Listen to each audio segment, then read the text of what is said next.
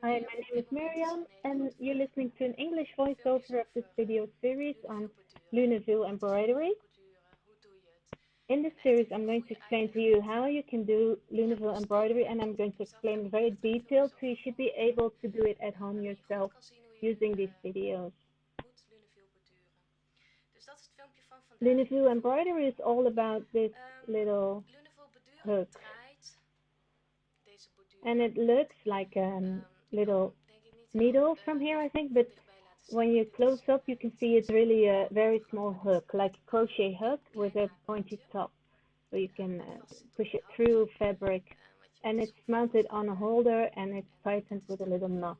So that's the Luneville needle hook, and there are a lot of different names for Luneville embroidery, like tambour beading, tambour embroidery, broderie dart, haute couture embroidery, and it's all different names for really the same thing. It's embroidering with the Luneville needle, um, and in the end, it's very easy to add beads and sequins with this embroidery technique to your fabric.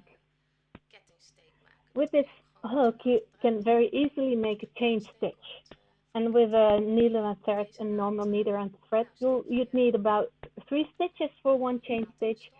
And with this little hook, you can do with just one stitch, and you'll have a little chain. And then afterwards, of course, you can add the beads and sequins. But the most important thing is to master the chain stitch. When you know how to do that, it's really 80% of the technique, and it's um, rather easy to add the beads and sequins. I'm going to talk a little bit more about the material. Um, the fabric we use, and really for starters, it's the best fabric to use is the silk organza, and we use organza because it's transparent, and when you're doing the stitch, you'll be working on both sides of your fabric, so then it's easy to see through, and you can see also a little bit what's happening on the other side. And we're using silk because silk is very, very strong, and you're pushing through your hook in and out again and again, and the silk really doesn't break. You may get little holes, but when you go over it with your nail, it will disappear very easily. And the next thing you need is the thread. We're using filagan of cashew, and um, this is thread that's 100% cotton. It's waxed, so it doesn't curl up in your needle. And it originally was used for making gloves, so it's really, really very strong.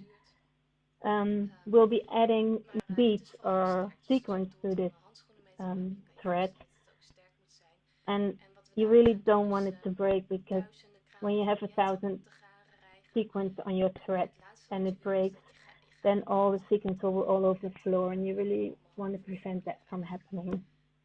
Probably will happen once, but never again, hopefully. And then, of course, you need the embroidery frame, and we'll explain further in the next video.